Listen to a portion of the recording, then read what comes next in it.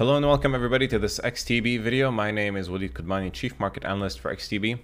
And in this brief video, we're going to be covering the questions and outlook for 2023. So the year has just started. 2022 was full of action, a lot of volatility in the markets, a lot of events that moved many markets. Of course, no need to go through them. We've discussed a lot of them in the previous videos. Of course, the war.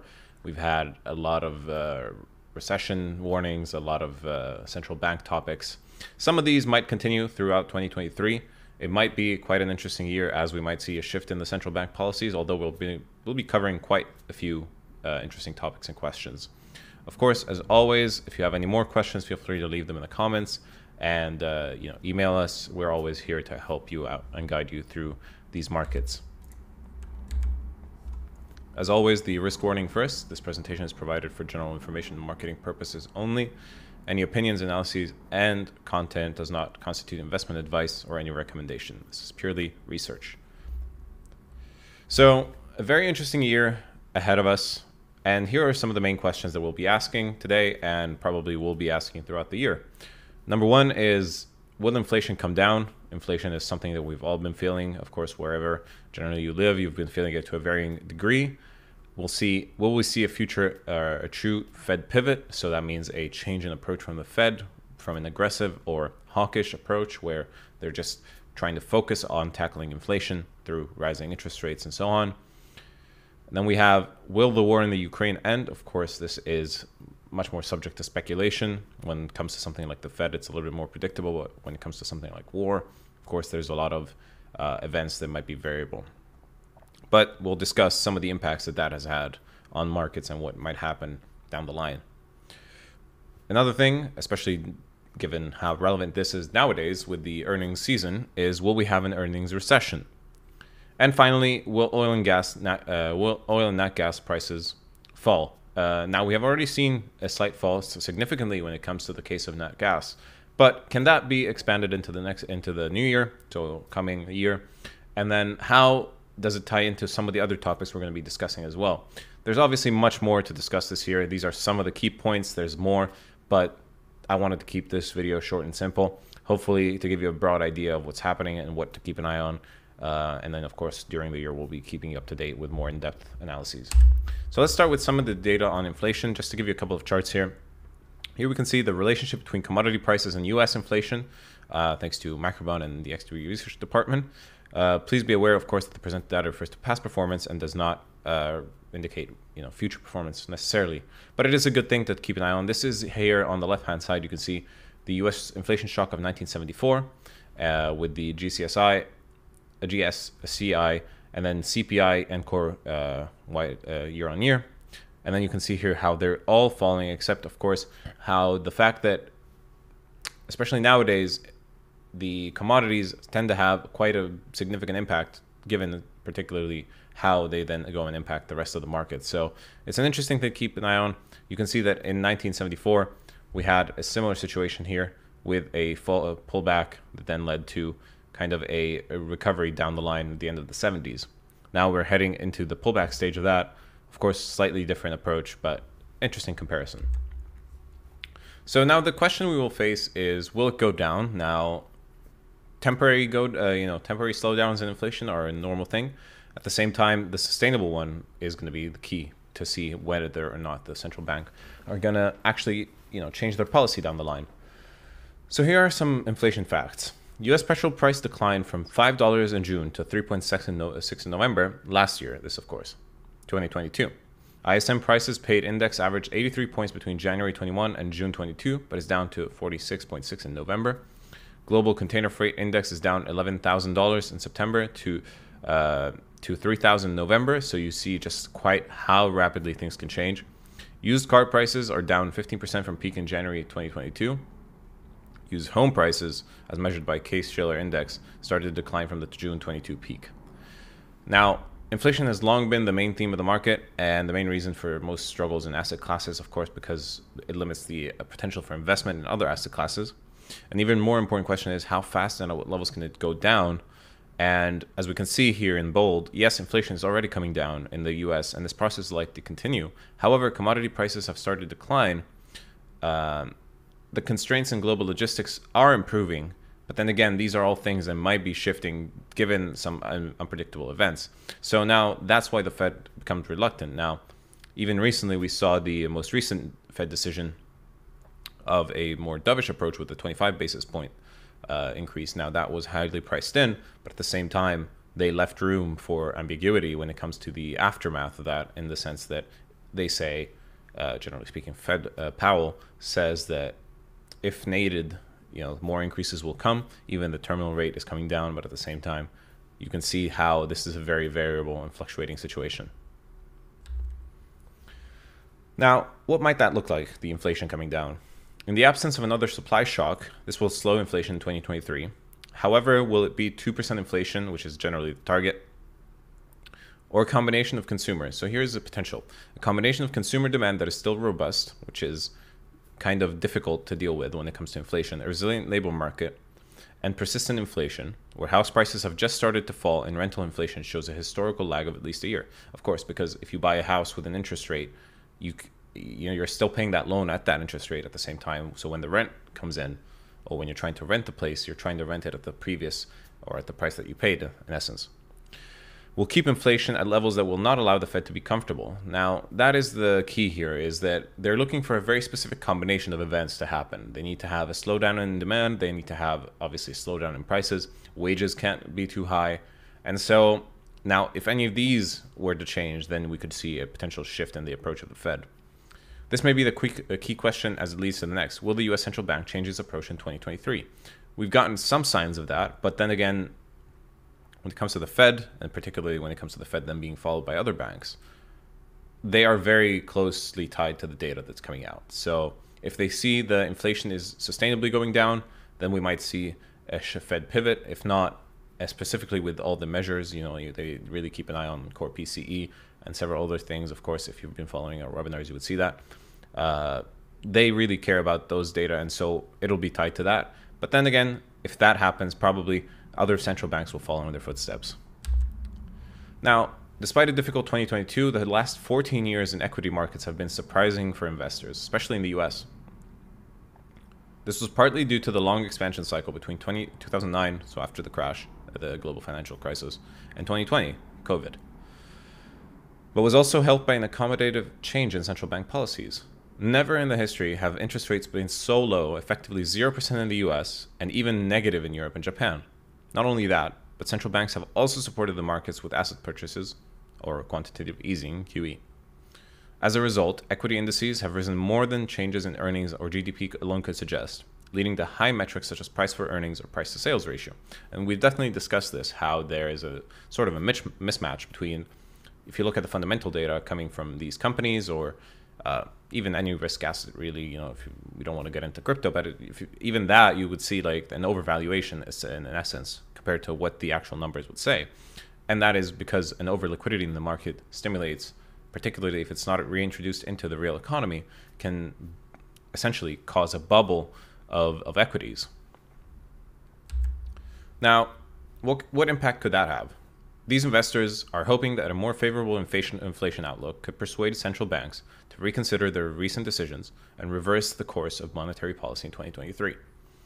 In 2019, the Fed cut rates by 75 basis points and moved from balance sheet reduction to expansion. A repeat of such a move, or at least a combination of rate cuts and the end of QT, would be highly appreciated by risky assets such as stocks or cryptos, and could be very negative for the US dollar. Now, on contrast, we saw with the rapid expansion of the interest rates, and especially with the lag of the other central banks, a huge strength of the US dollar that dominated basically other currencies, reaching multi-year highs, destroying the pound. The euro really was struggling. The yen, of course, the Bank of Japan didn't really intervene except for on the actual market to sustain the yen. But at the same time, we've noticed that once that central bank disparity has started to shift, where the central bank that started first with its tightening, which is the Fed, started to slow down, and the other ones are catching up now. Now we're seeing a rebalancing of the US dollar falling slightly, even significantly in some points, and then the other currencies catching up. Of course, this ends up helping also indices, generally speaking, because of the fact that more money in the market can tend to have a positive effect on some riskier assets. However, so far central bank representatives have signaled that they may prefer to hold tight policy longer to ensure inflation is eradicated. And that's the key thing, is a small short-term signal of inflation dropping is not going to be enough. It's probably going to take a longer-term approach or vision from the central banks. Now, monetary policy is extremely important, and here are a few points why. If the Fed raises rates to 5%, which is the, let's say, the terminal top rate, it will be the most significant rate hike cycle since 1981. And you can see that basically if you look at historical data. Additionally, the Fed takes $95 billion out of the markets, called quantitative tightening, which is the opposite of quantitative easing. And the ECB raised deposit rates above 3% only twice in history. Now, obviously, the ECB is a much generally more recent kind of a bank than the Fed, but at the same time, it only raised it twice in history, which is in October 2000 and in July 2008, on the eve of major bear markets. And here you can see on this chart from Bloomberg, the S&P price to sales ratio is down from 2021 highs, but still at peak dot-com bubble levels, which is around here. You can see 2000s, and then you can see here we are with the price to sales. And this is what I was referring to earlier with the mismatch between basically the fundamental data, the backing of the numbers when it comes to valuations of these companies. Now, talking about companies and earnings, now we've had a couple of companies really surprise positively and really boost the market. But then again, the prospects down the line for 2023 may be changing depending on how things go as well with the central banks. So slowing economy and recessionary fears have been big factors on the markets in 2022 and will continue to be in 2023 as well, probably. However, will there be an earnings recession of Wall Street? Earnings growth in the United States has already begun to slow, but has not yet fallen into negative territory. As inflation in the United States continued to accelerate above Fed's target, the U.S. Central Bank undertook an aggressive tightening in an attempt to rein in price growth. Leading indicators that proved reliable, like for example the ISM manufacturing, suggest that softness in earnings may continue in 2023 as well. And that is a broad macroeconomic perspective, of course. Now here are a few key facts and figures. Each of the past 10 U.S. economic recessions was accompanied by an earnings recession. However, not every earnings recession was accompanied with an economic recession. S&P 500 earnings growth tends to turn negative in the midst of a bear market. Now, again, please be aware that this is past data. It doesn't mean it's going to happen again. But let's analyze the past to have an idea of what context we're in at the moment. Here you can see the ISM manufacturing index, which proved to be a reliable leading indicator in the past, signals that earning weakness may drag into 2023. And that is just because consumer strength in a recession decreases. Some other concerning signs might be, these are a bit more long-term, but some data suggests potential worrying signs in the world's largest economy. And you can see some of the world's largest economies is something that might not be taken too much into consideration, but is the working age population, percentage of total across different jurisdictions. You can see how projected into the future as well. So let's say we're somewhere around here. You can see that in the 60s, 70s, even 80s and 90s, about 65, let's say, we can see that 65% is in working age population, and you can see how this is declining as we move forward. So that then has a real effect on the economy. This is not necessarily tied to the valuation of companies, because obviously a lot of these are listed globally. But then again, if there is no workforce to drive these companies, then that becomes a problem, especially down the long term. Now, let's set that aside for a minute, and let's take a look at some of the impacts that the war in Ukraine has had on markets, on the financial world, and just really on the geopolitical situation. Obviously, from a humanitarian standpoint, absolute tragedy, and war in all its forms is really something that is terrible, of course. Now, key facts and figures, though. Geopolitical risk premium seems to be quite low, but there are some stocks which can potentially benefit from the war ending. Of course, we saw at the beginning of the war, oil skyrocketed, gas skyrocketed. Nowadays, we're seeing, for example, weapons manufacturers really benefiting. That makes sense. The market risk premium associated with the war in Ukraine appears to be small, though, at this point, estimated at 2 to 3% PE. But nevertheless, remains sector that stand to gain from the end of the war, or the armed conflict. The industries that suffered the most from the war in Ukraine are food and agricultural sector, of course, because Ukraine and Russia are responsible for more than 20% of global corn exports, with Ukraine having the largest share. Also wheat, we saw a huge thing in wheat. Obviously, you can see here, thanks to the OCD. Wheat, maize, and barley. The war in Ukraine has resulted in a significant market risk premium, also understood in this case as geopolitical risk. As it turns out, this amount is inversely proportional to the distance from the center of the conflict. So, the closer to the conflict, obviously the more you're going to be affected. And then finally, let's take a look at oil and nat gas. Actually, yes, let's take a look at oil and nat gas. Energy commodities have gone up for quite a roller coaster in 2022. 2023 may be also challenging. We are seeing two opposing forces when it comes to the oil market. On one hand, we have OPEC Plus, which is struggling to restore production to pre-pandemic levels, even with the reduction of output targets. And on top of this, the introduction of a price cap on Russian oil could lead to further supply problems because, in essence, Russia has said that it will not be selling oil to companies that or countries that impose a price cap. Now, the interesting thing about oil and gas, generally speaking, is quite related to supply and demand, as opposed to maybe some other markets that might be more abstract in their relations. This is quite straightforward in the sense that, the laws of economics, supply and demand, and they might meet at a price equilibrium. Now, OPEC on one hand tries to keep the price at a certain level because, as we've discussed, you can check out the video on YouTube in the past video on commodities. Each country has a different price for production of oil, so they break even at different prices, with the US being some of the highest. And this was discussed during COVID, particularly, where, if you remember, prices went into the negative and they became basically inefficient to produce oil in the US. Comparative inventories are key to determine next year's price trend. At the moment, charts indicate that US gas may be overvalued, even despite very high prices in Europe and Asia. Now, this year, we have seen so far a huge decline in nat gas prices, but then again has not been translated into consumer prices. There is a lag on that. Now, of course, if things were to change, then again, we're dodging the huge risk of a winter freeze. At the moment, we're almost past winter. Of course, there could be a change down maybe the next couple months. But at the same time, the big fear was for the months of December, January.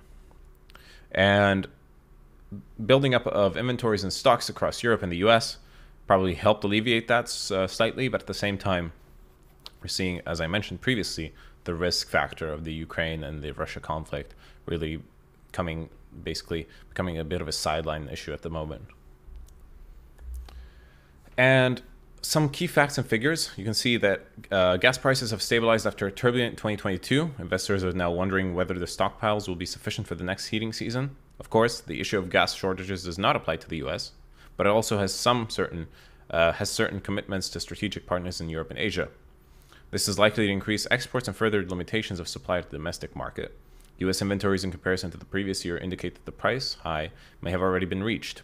However, we must know that Russia will not transfer gas to Europe next year, so the US will have to close this gap. And some key facts. OPEC holds more than 40% oil market share and has problems with restoring production. Price cap for Russian oil is set around $60 per barrel, which is lower compared to most prices from Russian Western ports. But then again, we saw Russia sell oil to Eastern countries like China and India. The US is the biggest liquid nat gas exporter in the world, despite that Australia and Qatar have higher export capacity. And the US gas price is still 7 times lower than European TTF. This was, of course, at the time of writing this. And it still is several times, though, lower at this point. So really a very interesting and weird situation playing out between the two markets, where in the US, they're dealing with completely different issues, when at one time we were all dealing with really the same issues, which was COVID, essentially. Now, with the conflict, the closer you are, of course, you're in Europe, you're much more dependent on Russia, in essence, for oil and gas and natural resources and wheat and all that we've discussed. So it is only logical that then the further away you are, especially with an oil or an energy independent country like the US, that you would have a variation in that. And so that's really it.